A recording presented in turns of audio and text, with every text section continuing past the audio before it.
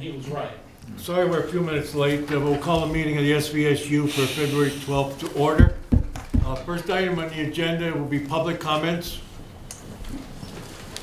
Do we have a microphone set up? But Francis doesn't want you standing next to him. You come right in here, Lori, you're fine. Thank you. Hi there. I was compelled tonight to come because even though I have Valentine's to make this evening, I wanted to just address something that's really been weighing heavily on my mind. And it's basically about the budgets that are coming up. I have a lot of deep concern. And I do understand that the board's going to come back and meet if they do not go past. And I know there's a lot of effort being done to try and make them go through.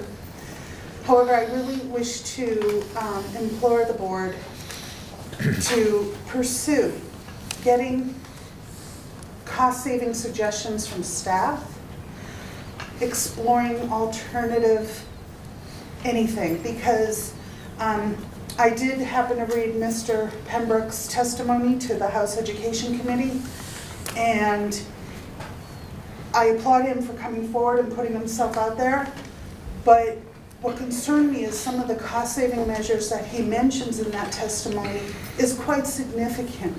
And I'm really concerned that perhaps we're not exploring a lot of cost-saving measures that we could be. And as a taxpayer, that really is weighing heavily on my mind this evening.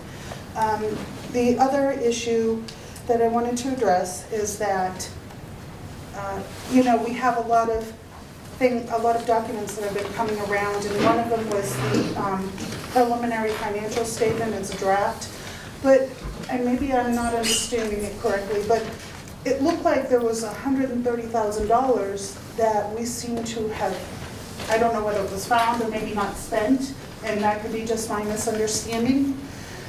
But things like this are really, I don't find it very clear.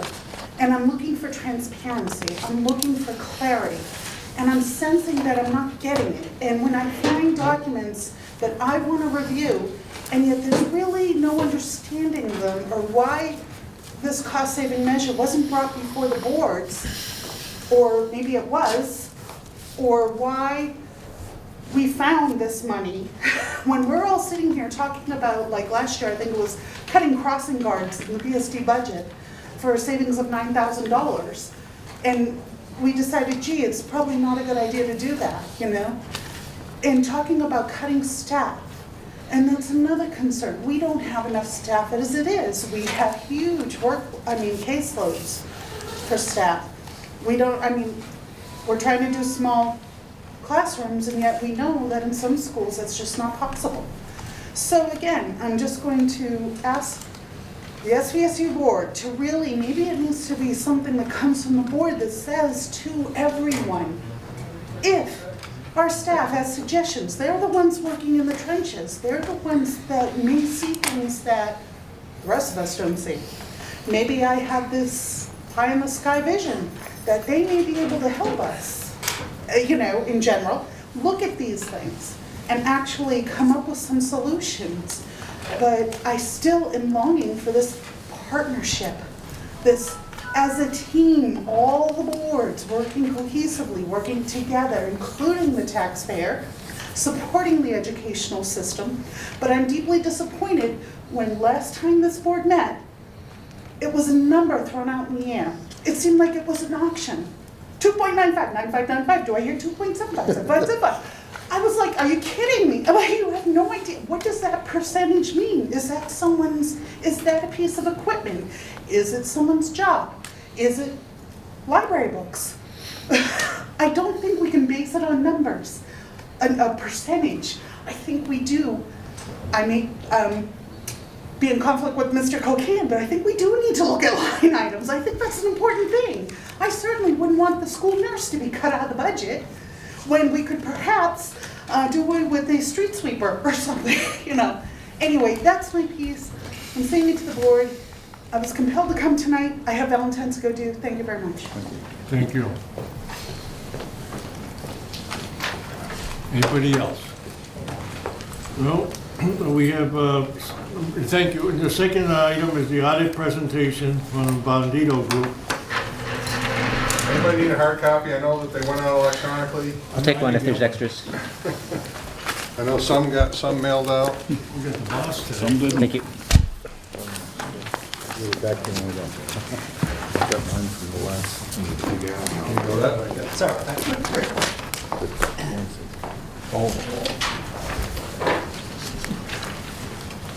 Yours up here?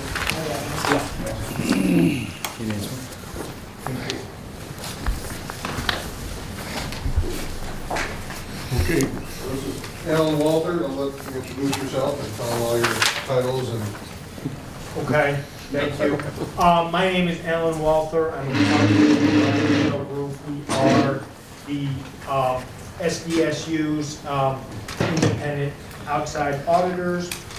We issued to the board, and Rick just handed out, the audit reports for the year ended June 30th, 2014. There are actually two reports. There's a required communications letter, and then the audited financial statements. The required communications letter, I'll just knock that off very briefly. For those of you who have been on the board in the past, and most of your faces are very familiar to me, there's really no new information here. The important information, I think, for the board to know on page 2, significant estimates affecting the supervisory union's financial statements. We think of the financial statements as numbers, you think of numbers as exact. There are a few estimates, the most significant being depreciable lives, property and equipment, and accrued compensated absences. And we evaluated the factors and assumptions used in developing those estimates and determined that they are reasonable for the financial statements taken as a whole. Towards the middle of page 2, if you have the report difficulties. I don't think you do, unfortunately. The ones I handed out, I don't think was, Oh, with the, I don't think was you attached. didn't have the financial statements? Okay. Well, I'll just give the report Yeah. verbally, and we'll get the copies to everybody later. Difficulties encountered in performing the audit. If we had any difficulties in performing the audit, in dealing with management, we need to report that to the board, and we're pleased to report that there were no difficulties.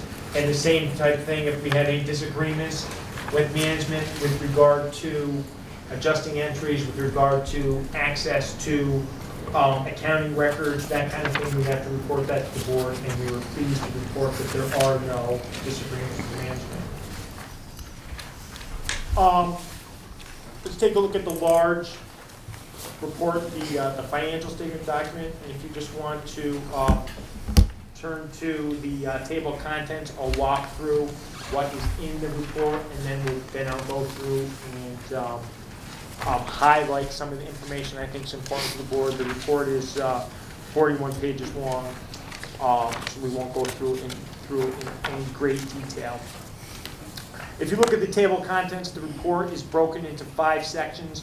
The independent auditor's report on pages 1 and 2, management's discussion and analysis on pages 3 through 13, the financial statements and notes to the financial statements on pages 14 to 31, required supplementary information, which is budget to actual information on page 32, and then required reports under O&B Circular A133 on pages 33 through 41. The required reports under O&B Circular A133 are the reports that are required because the school district receives in excess of $500,000 of federal aid, therefore requiring what we call a A133 audit. Okay, having said all that, let's go all the way to page 40. Excuse me. And what page 40 is the schedule of findings and question costs for the year. So what this does in a 1-page synopsis summarizes the results of the audit for the year. So the highlights here, in the financial statement audit, type of independent auditor's report issued was unmodified. We'll take a look at that. That's the highest level of assurance we can give on your financial statements. With regard to internal controls at the financial statement level, no material weaknesses were identified. no significant deficiencies were identified, and no instances of non-compliance material to financial statements were noted. So again, highest level of assurance I can give on that. With regard to your federal awards, the OMB A133, internal controls over the major programs, no material weaknesses identified, no significant deficiencies identified, and we issued an unmodified opinion on your compliance with major programs. And then finally, there were no audit program or audit findings required to be reported in accordance with, excuse me, Circular A133. Okay, so the overall results of the audit, very favorable, unmodified opinion, no internal control findings, no federal findings.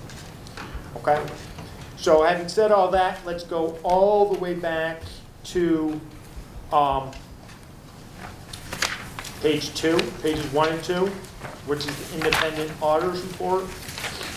And the important information to know here is at the very top of page 2, which I'll summarize. This is our opinion. In our opinion, the financial statements present fairly the financial position of the Southwest Vermont Supervisory Union as of June 30th, 2014. That's what we as auditors call an unmodified opinion. That's the highest level of assurance we can give on the financial statements. Okay. Pages 3 through 13 is the management's discussion and analysis.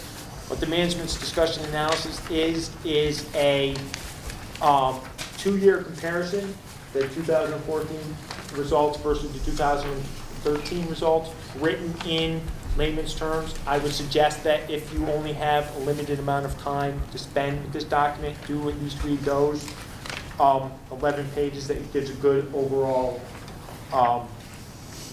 analysis of what happened during the year. On page 14 is the statement of net position for the supervisory union. What the statement of net position represents is the supervisory union's financial position as a whole. So it's all of the funds of the supervisory union combined together, plus adding in your long-term assets, your capital assets, and as well as your long-term liabilities. So the results here on page 14, your total assets, $3,747,000. Total liabilities, $2,492,000, and the supervisory union has a total net position, assets exceeding liabilities of $1,254,000. Okay. Page 16 is the balance sheet.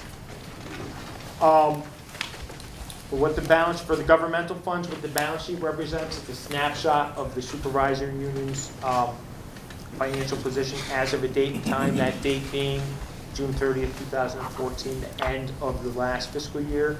You can see across the top the various funds that the supervisory union has. And the highlights here in the general fund, total assets, $2,704,000, total liabilities, $2,133,000. You have a general fund net fund balance of $570,000, of which $131,000 was appropriated for subsequent year's expenditures. That was the amount that was used to balance the 2015 budget, and $431,000 was unassigned. Okay.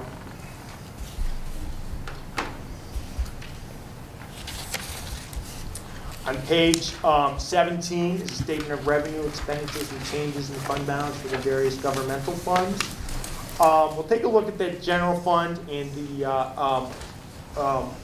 versus the budget, which is further on, so we'll kind of ignore that. But just if you take a look at the total, the far right-hand column, just to see the extent of revenues and expenditures, $21 million, almost $22 million of total revenue, $21 million in total expenditures. Overall net change in fund balance for the year, $808,000. Okay. flipping all the way forward to page 32 is the budget versus actual report for the general fund and certain major special revenue funds, which were the elementary special ed, secondary special ed, on point, and early childhood programs combined. The results here versus the budget for the general fund, total revenues budgeted were $3,749,000. Actual revenues were $3,771,000. So you had a net favorable variance. Your revenues of $22,000. Your total expenditures budgeted $3,886,000. Actual spent was $3,469,000. You had a net favorable variance of $417,000. So the net result for the year is that you had budgeted to use 137,000 hours of fund balance. Your fund balance actually grew by 301,000. So you had a net favorable budgetary variance in the general fund of 439,000. The special revenue funds budgeted 11,342,000 in revenues. Your actual revenues were 11,432. Excuse me. So you had a net favorable variance in revenues of $90,000. Expenditures budgeted 11,476,000. Actual 10,984,000. You had a net favorable variance of 492. So the net result in your special revenue funds, you had budgeted to use $134,000 of your fund balance. Your fund balance actually grew by 447, so you had a net favorable budgetary variance of $582,000. Okay. Just to take a quick, brief look at the required reports under O&B Circular A133. As I had said previously, with regard to internal control findings, there were no material weaknesses, no significant deficiencies, and no compliance matters to be reported for both the financial statement level reports and the O&B Circular A133 reports. If you turn, excuse me, if you turn to page 37, is the schedule of expenditures of federal awards. This just shows the extent of federal dollars that passes through the supervisory union. And this is what, again, what drives the need to have the O&B A133 audit. And you can see here that of your $22 million total expenditures, approximately $5.2 million is federal dollars. Okay. That is the extent of my comments, unless there's any questions from the board. Yes, sir. Two, the first one's very simple. On page 14, you're showing current assets, non-current assets of over 400,000. Is that the SVS office? It's 400,000. Yeah, the capital assets, yeah, Yeah. $442,000. That's capital assets, predominantly computer equipment. Okay, and the building and the... No, BSD owns the building. The SVSU by law, state law, cannot own any real property. So the 400,000 is... It's largely computers, copiers, printers, projectors, smart boards. Okay. Page 31. Subsequent events.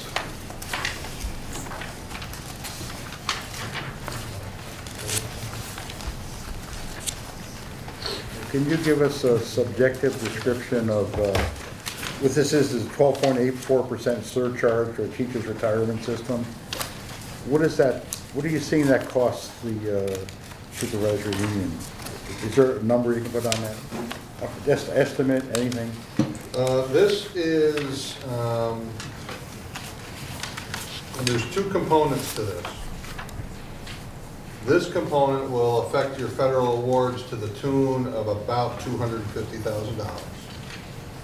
Then another piece is any new teachers that are hired after July 1, 2015 that are not currently part of the teacher retirement system now, there's a surcharge of $1,079 or $97 that the district has to pay on top of that. One-time event? No, Yearly. that is every year. And With then an we'll inflation grow rider. based on inflation. So, roughly That, speaking, that total, we're currently ballparking across all the districts, because I don't have just the SVSU. The grants is about $220,000, $250,000. All districts, including that grant money, is about $300,000. so it's another $300,000. You're gonna have. We talked about that during the budget Yeah, I process, know, I just wanted to hear it one more time. a couple different times. 300,000, then you're no longer spending for direct services, or if you are, you're gonna have to get it from another source. I was just looking for an outside comment on what to say about it.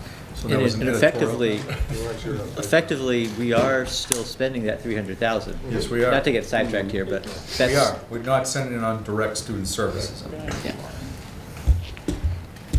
Yeah, I think the intent is for the state to recoup some of their costs for the post-employment benefits, right? It's the- Right, you know, as part of, help me out, GASB 67? 45. 45? That was 67, 68. Well, 67, 68 are the retirement. Right, as a result of that and doing their actuarial count, they found out how much of a delta they truly have, and this is to fill that delta. I didn't write down the answer to 14. Who owns the building? You said it. CSD, Yeah. They, school district. Bennington. Bennington School District owns the building. And we rent from them? Rent from them. Okay, Ray? thank you. Back on page 37, you were talking about the origination of the amounts of fund balance in the various fund categories that you, it was 37, right? 32, am I wrong about the page? At any rate, that's not my question. The public person who spoke from the public, Lori, asked a question about the fund balances. And she did not understand how these were generated. And I would like to hear an answer from the auditor about exactly how these came about.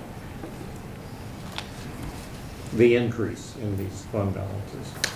Well, I guess to put it in layman's terms, you have a budget, right, which is your approved amount of spending, okay? And what the supervisory union does, and Rick, jump in and correct me if I misstate here, is you plan to use a piece of your fund balance every year. So let's just focus on the general fund. You can see in the budget columns that the supervisory union had actually planned to have expenditures exceeding its revenues of $137,000, okay? So what that $137,000 represents is the surplus that you knew that you had at the time that you set the budget in that spring. So the reason why you have an increase is that obviously budgets are budgets, and the actual numbers will vary from that. So your fund balance increase is just a result of expending less than you budgeted and receiving more revenue than you had budgeted. I don't know, Rick, what? Yeah, I mean, that's a generic answer. I would, The specific. you know, it's been, trying to have this meeting for a couple months, so it's been a while since I looked at the details of these numbers. But if you go through the management discussion and analysis, as Alan said, you'll get a significant amount of those explanations done. But the short answers for tonight's meeting, and we're looking at page 32, the curriculum numbers, and revenue came in nearly very close to budget. So, and frankly, the difference there, I believe, is the revenue we received from Battenkill Valley that we weren't expecting. We expected that contract to end the year before. It stuck around for an extra year, so That was money we weren't expecting. Curriculum, I believe, was a result of, we had budgeted some money for, and help me, I'm going to lose track of years here. Part of the math purchase we've done over the last couple of years, we were able to push more into the grant than we originally anticipated. That's part of that $77,000. Technology was a higher than anticipated E-rate that we received, which drove that technology $130,000. Administration, as you all know, and Jim has felt for the first 6 months of it, we didn't hire some administrative staff in central office, so that's what generated that $100,000 there. Finance, there's not much of a fund balance there. And special ed, I can't recall specifically what drove that $88,000. It may have been some staffing changes, hires that took place at lower than budgeted number. But those are the generic answers. Again, if you're looking for some detail, pages 2 through 14 will give you more detail to some of those answers. I guess my question is, it's not due to a programmatic attempt to shortchange services to students that these decreases occur in spending. It's not like we set out to not do the services that we planned on in the budget. We actually provided all those services. Typically, in most typical years, our fund balance is at the SU level. Now, the member districts are obviously different, but at the SU level is usually a result of us being able to maximize our grant dollars more than we originally anticipated. Yeah. Either we get a grant that we hadn't planned on that showed up on the doorstep to help us offset money. We always spend those grant dollars first. We try to maximize and leverage those dollars as much as we can. And that goes immediately to the savings to the local district and returns to you in the form of fund balance. Right. I think there was the implication from her comments that she was puzzled. She thought we weren't, we might have been shortchanging our programmatic intents and in terms of what we actually executed, and I think that's not correct. That has never occurred in my tenure. Any other questions?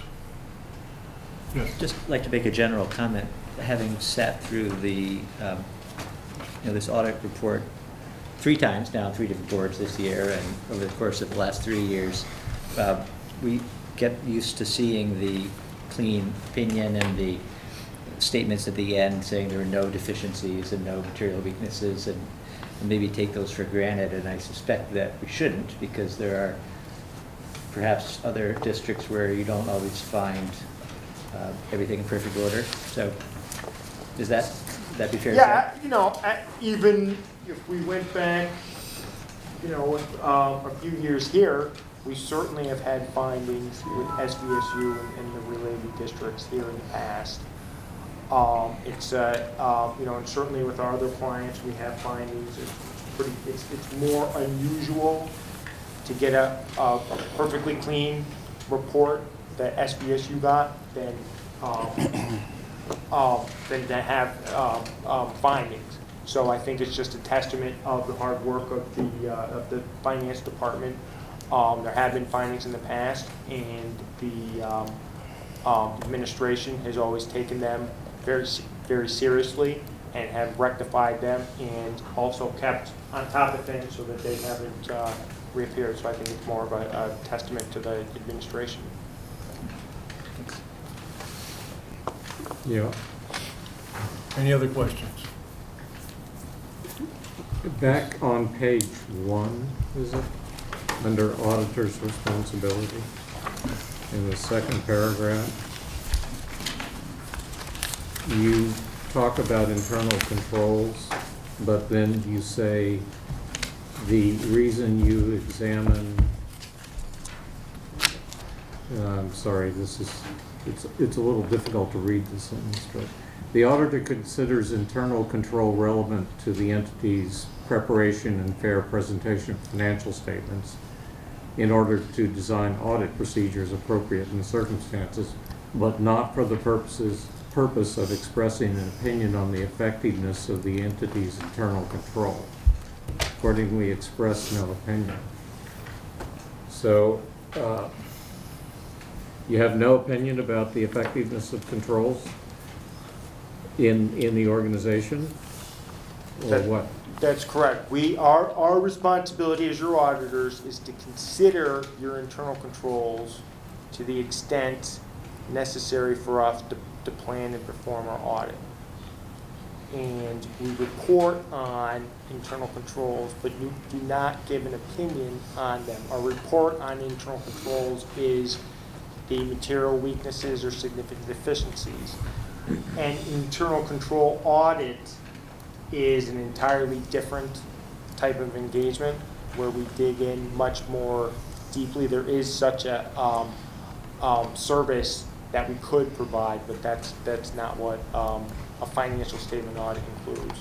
Okay, so as a follow-up to that, I would ask, do you think that the absence of material weaknesses is a de facto implication that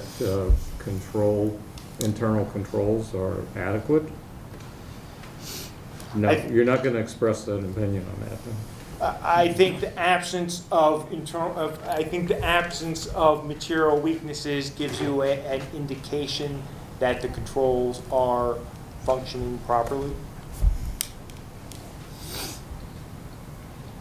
Okay. So, do you provide advice to management about those internal controls? We provide, again, if we found what we believe to be material weaknesses or significant deficiencies, we are required as your auditors to put them in writing. We didn't find any that we put in writing. Good. We certainly have verbal comments. We've consulted over times to Okay.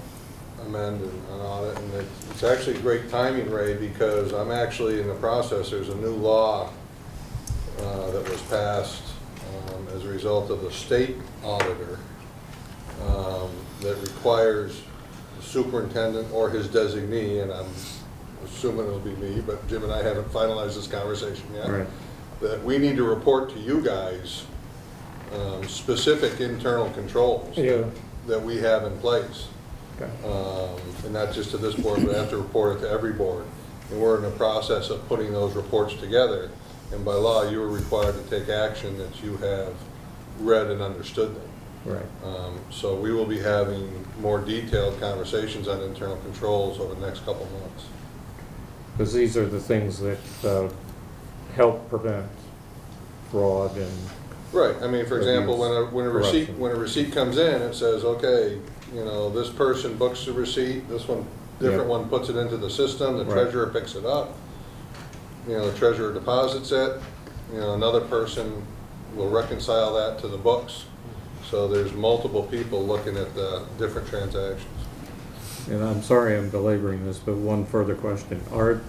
Does the state require a certain set of internal controls through statute, or are those strictly designed by individual supervisory unions? I don't interpret it as a required set, but when you see the report, you'll see that they clearly imply that you should be doing something. Yeah. Okay. And, I haven't finalized it, but I've gone through all of that preliminarily, and we're more than well covered in most of those cases. And that's part of the problem. It's more of a problem in smaller districts. I mean, we're large enough where we are able to have enough staff that we can have separation of duties. Right. And that's part of the internal control regime, that there are distances between who provides these functions. Yeah, I mean, the key is separation of duties. Yeah. And, without naming names, I mean, some of the smaller districts that only have 2-3 people in the office, it's difficult to have some of those separations and someone's required to do 2 or 3 components, Right, and you're at risk. yep. Thank you. Any more? Okay, seeing none, thank you very much. Thank you. Appreciate it. Thank you. Thanks. Okay, let's see, next item, financial operations related treasurer's report. We have a motion to accept the treasurer's report? Second. Second. Any questions, comments? All in favor? Unanimous? Distance learning grant. You have an executive summary of this grant in your packet. We have Frank Barnes here to answer any questions. Someone at the table, I gave a motion to that needs to be read to accept the grant, authorizing the superintendent to sign it. Ray, sorry. Ray, Frank, would you like to, Let Cindy make the motion. just so that you can discuss it? Yeah, go ahead. Okay, I make a motion that we approve the distant learning and telemedicine grant agreement between the Southwest Vermont Supervisory Union and the United States Department of Agricultural Rural Utility Service, dated November 26, 2014, and authorize the superintendent to execute the grant agreement and related documents on behalf of the Southwest Vermont Supervisory Union. Want a second? Second. Second. Okay, now discussion or an explanation? Sure. Little backstory here. This is one of the coveted grants actually for technology. It's provided by the USDA Rural Utility Service Grant for Distance Learning Technology, and it's in the amount of $500,000. The component of the grant is that you partner with other school districts and entities, educational or healthcare entities, pardon me. And what it does is provide money for equipment. It's essentially for equipment. So for laptops and other means of communicating through distance communication devices, and a little bit for professional development for learning how to use those devices, and if there's any cost for an installation. But primarily, the bulk of the money is to be spent on hardware. We have the partners who are involved in this grant with us, Blue Mountain School District, Franklin Northeast Supervisory Union, Rutland Central Supervisory Union, and there's us.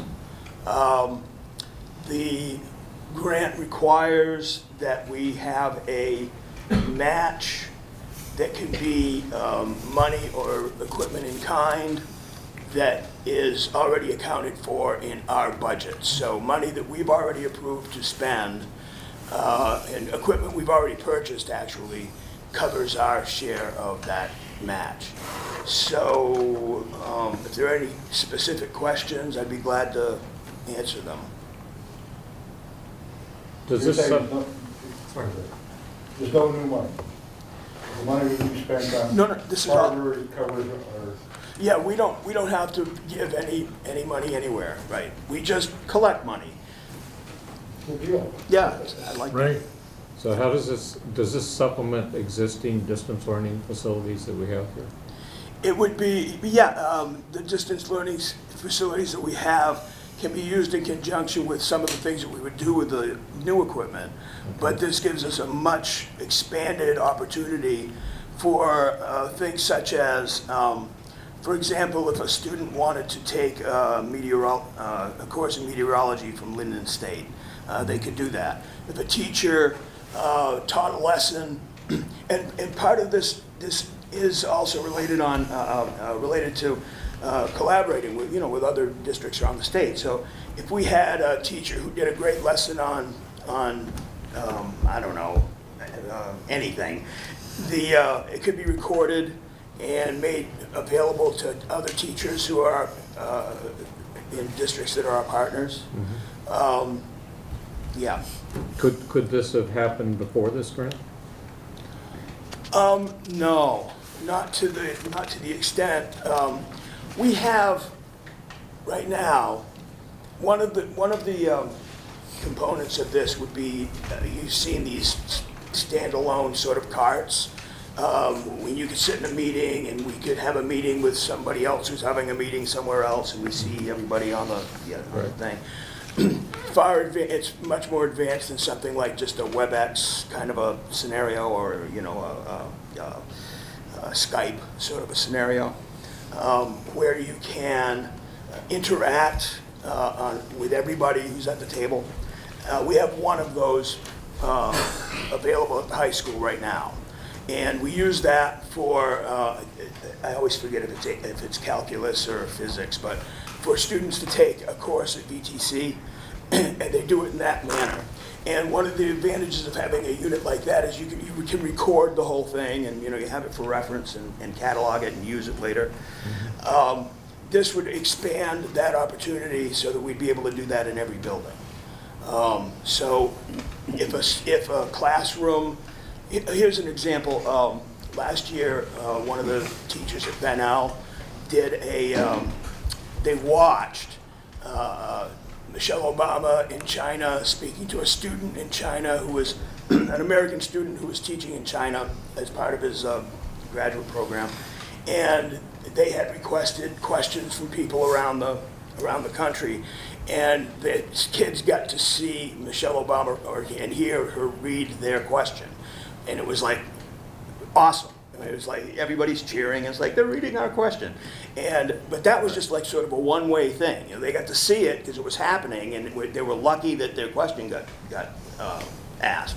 But this could do things like put us into a lecture at the Smithsonian or at any major museum or university. Talk to people at NASA, things like that in a way that would create sort of this collaboration between helping kids to understand that their thoughts and their learning has relevance in the real world. Yeah, and this is at relatively low cost as compared to bringing someone here or taking class there. Exactly. Another component of the grant is to provide professional development for teachers. So, for example, we have a pretty good relationship with Marlborough College. We have a good relationship with Castleton and a number of other places. And to be able to not have to drive over the mountain to get to Marlborough to take these courses for teachers, this is another thing that can happen, that helps. Great. Other questions? Any more? Okay, seeing none, all in favor of accepting the grant? No. Okay, unanimous. Thank you. Thank you Mr. very Barnes. much. Okay, consent agenda, motion? So moved. Second. Cindy? Any questions on the warrants, retirements, leave of absence, resignations? Oh, warrants, there were no warrants. No, because we're earlier than what we would Oh, normally be. okay, that's right. I'm sorry, you're right. We got an email about that. Minus the warrant. You're right, thank you. Warrants that hopefully you're gonna approve are like back in December or something. Right. The December warrant? January warrants. They've already been paid. You've already been paid. Yeah. They can't- Yeah, we got an email about that. Yep. Okay, any question, anything else? Seeing none, all in favor of the consent agenda? Opposed? Abstained? Okay, one abstention, Larry. Okay, policies, we have 3 policies. You Ken, You got Ray. You got One follow-up question. In the minutes and under item number 10, line 45 on page 4, Which minutes? the minutes that we just approved for the regular SVSU meeting last month, it says Colkeen agreed to locate a list of funded and unfunded education mandates legislated over the last several years. How's that search going? I did give that to one, right, you gave it to a board member, I don't know which one. I did receive a list from, You or Ian? I thought that was Ed, Ed, might but have been Ed. I'll take my pen. Ed Litter. Oh, your pen? Was it We'll Ed? get So, it back. I do have that list from the Vermont School Board Association, so Okay. I can see that it's distributed to everybody. I thought, I don't know where that went, but I know that we did get that. yeah. Yeah, I think you sent it to me too on the, Yeah. yeah, because I did get it on the, We'll make sure that's my email. sent to everyone. Thank you. Yeah, I think so. That's, I don't recall seeing it. I didn't. I'll double check that. Well, if she did, I'm sorry I didn't notice it before. All right, we can resend it. Okay, we already voted on that. Okay, we have 3 policies, and they're all, as unusual, all to be adopted. First one, appointments of administrators other than the superintendent. Can we have a motion to so adopt? moved. Second. And a second. Any questions or discussions? Seeing none, all in favor? Okay, unanimous. Policy number 2, grade advancement, retention, promotion, and acceleration of students. A motion? Motion. Second. Second, third. And second, third. Questions? Seeing none, all in favor? Okay. Opposed? 1, raise opposed. Okay, and finally, C, public participation at board meetings. So moved. Second. Questions here? Thank you for this one, by the way. Okay. All in favor? Okay, unanimous. No, No? we got one extension over there. What? Extension, okay. Would Larry care to expound on his reasons or state them briefly? Just feel it's an infringement, right? Sorry? I just feel it's an infringement. Okay. On public participation? Ability to, or opportunity to come in and openly speak.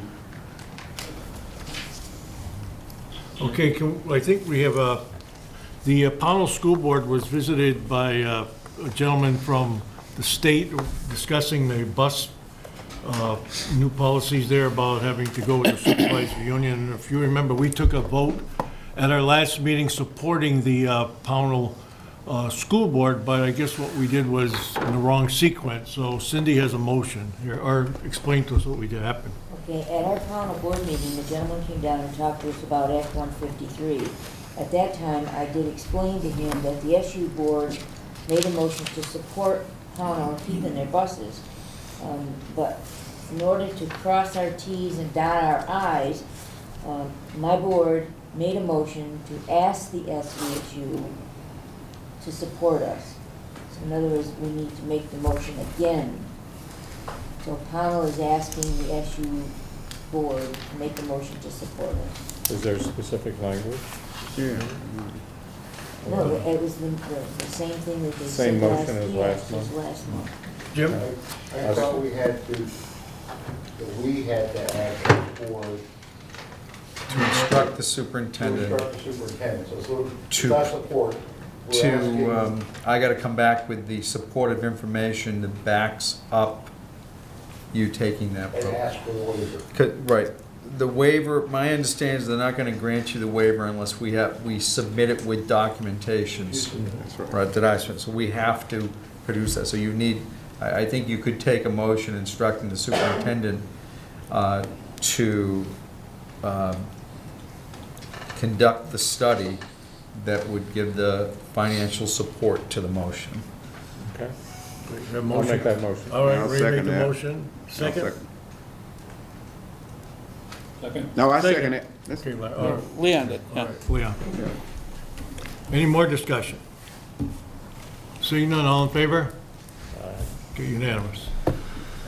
Okay, yesterday I went to the, up in Montpelier, the Vermont School Board Association meeting, and we were given a copy of the Senate's education bill that just come out and the House's education bill that just came out. And it was interesting, on the first page of the Senate's new bill, it's all education, it reads, "Any proposed legislation shall have the effect of increasing costs for school districts or SUs Then the proposed legislation as then drafted shall be withdrawn from consideration and shall not be voted upon by the committee. So what they're saying is that they're not gonna do anything that's gonna pass any new expenses on to local boards. Okay, this is right there on their first page of the Senate's education bill.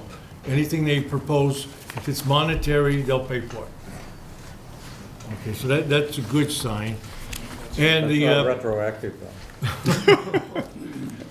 and the House starts off with this thing about supervisory unions and one board and all this, but they were telling us up there that this is so convoluted, this whole first part, that they don't think that this can even come out of the committee anywhere near this, the way it's written. There was, especially from the smaller schools, they're really nervous about something. And they did ask the VSBA if they would please not, say that the school boards of Vermont are interested in stuff like this. Have it open-ended so each board could discuss and do what they think is best for their districts, not having a dictate from the state. Okay. And there's a lot of discussion too about the small school grants. They may be going away and, phased out in 1 or 2 years. And something that, to learn about these ghost students. And I don't know if a lot of you realize this, but if a district loses a lot of kids, 50, 60 kids in a year, you can only lose funding for 3.5% of those kids, and the rest, they keep getting the money even though you don't have the kids. And there are some districts that are getting 40, 50, 60 kids they don't even have anymore, but they're getting the state money, and that's... Kind of a hold harmless clause. Yeah, but they're thinking that every year they're gonna do it with a base figure instead of just letting them, because they can carry it forward, and that's why some people have 40, 50 kids they don't have in the building, and they're still getting the money for it. So, they're on, I'll tell you the truth, Steve up there and the rest of them are really working hard for the benefit of the school. And one other thing, when I was sitting around the table, 3 of the VSBA members are now state legislators. And one, the head of the VSBA, is on the education committee. So I think we have someone in there that can be an advocate, really working on school boards. Yes. Can I ask who's ever in charge of the agenda, that this subject be carried on the agenda until the close of this legislation? Legislative update every month on there, that's what So you're... we just bring it out, so it doesn't sneak up on us like last year and almost happened, and we didn't know what's happening. Okay, because I usually go to second Wednesday That was of, very good information. I go to second Wednesday of the month, so I'll make sure that when I come back, I'll relay all the information The to Vermont everybody. School Board Association and a couple other organizations are doing a good job of giving continuous updates. Yeah, They do a lot of lobbying, I'll tell you. We all got this last week. Okay. Does anybody else have anything they'd like to bring up? Just Okay. a point of information, who's the person on the ed committee that's the SBA member? Which rep is that? Stephen Dale or? Do lobbies for them? No, you said a member of the VSBA board is a legislator now? Oh, there's 3 of them. 3 of them. Emily Long, who's the chairman of the VSBA, she's one. And there was a gentleman named Lalonde from Essex. He was one. And then there was a young lady, I didn't get her name, she was sitting way on the other end. She was another one too, so there's 3. And one interesting thing is they told me that, we heard a lot of, about the change in one of our local legislators was dropped from one committee and put in. They were telling me that every committee, at least half of the committee lost the original makeup and they're changing with all new members. So there's been a shakeup on all the committees up there, not just the health one. And I think that there was a little stagnation. They wanted some action on like the education committee, ways and means. They had the same people doing the same thing all the time. They probably get the same results. So they wanted to shake things up. So Mr. Shap Smith, his name is, the head of the Speaker of the House. Speaker of the House, put new people in new positions. And there was if I get anything, I'll relay the information to the superintendent, and he can have Mary Lee send it out to everybody. Okay. Yes, Leon. Just something different. We have an attendance policy, and it's time for the districts in that policy to take a look at the attendance in each one of the districts in terms of absenteeism and a whole bunch of other things. And it says that need to be reported on semi-annually, so that we can look at what are we doing for students in terms of how many is actually occurring in the schools, the districts, and so forth, and then recognize those students that have perfect attendance and so forth. So when we had problems back, and we made that policy, an adjustment in that policy, so that all the districts will start looking at their attendance at least twice a year out here, and at the end of the year recognize students that have perfect attendance along that line. So I thought I'd bring that up right here so that we can make sure that everybody go back and take a look at that, and it's time for that information to be out. Yeah, I think that's a real good idea, I think, especially at the end of the year when we have all these ceremonies and Yeah. different things at schools, is to recognize those youngsters who haven't missed one day. I mean, some kids are sick and they can't help it, but those who really, trudge on and come to school every single day, I mean, that's nice. Just let their peers know that they've made it. Yeah. Anything else? Dave? Yeah, just speaking of small schools, reminded me about Woodford. We haven't, the representation from Woodford, there's nobody here tonight from Woodford, and we went all through January, down a person, and all through December, all during the budgeting process. Is there an alternate who is supposed to be attending? There is. I mean, they're down one person on their board, so I assume that will be rectified once the next election cycle starts. Yeah. That's right. The lady stepped down. Anything else? Seeing none, can we have a motion to adjourn? So move. Second, yeah. Okay, all in favor? No abstain, all right.